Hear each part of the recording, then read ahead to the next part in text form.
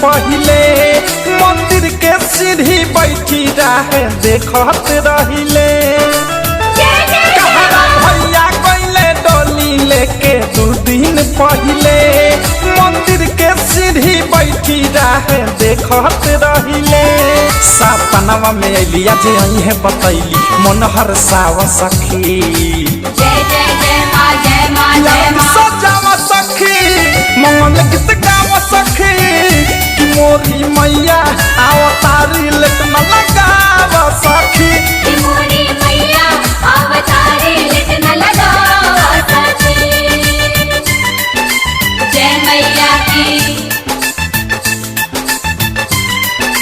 जय मैया की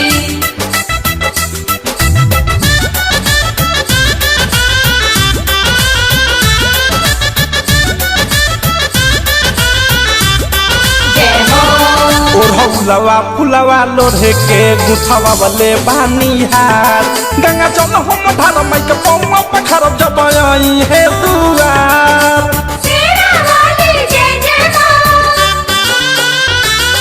ओढ़ौलवा फुलवा लोढ़े के गुथवा वाले बानिहार गंगा जल हम धार माई के पौवा पखर जब आई है दुआर डोलिया से उतरी है जहाँ पाँव धरी है फूल बिछावा सखी जय जय जय मां जय मां जय मां सजावा सखी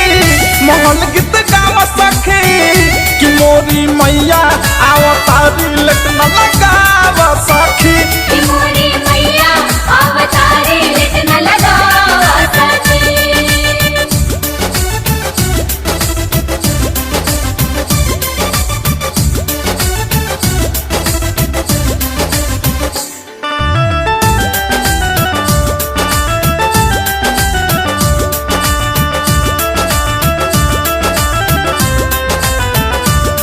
सोनावा के झूला बानी लगौले निमिया डार लिख बिक बिसर मन होई नेहल ले हमार दिउतार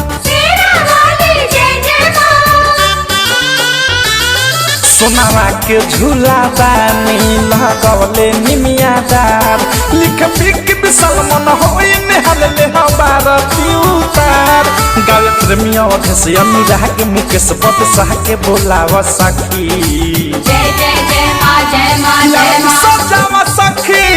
मंगल गीत गावा सखी कि मोरी मैया अवतारी लेट न लगावा सखी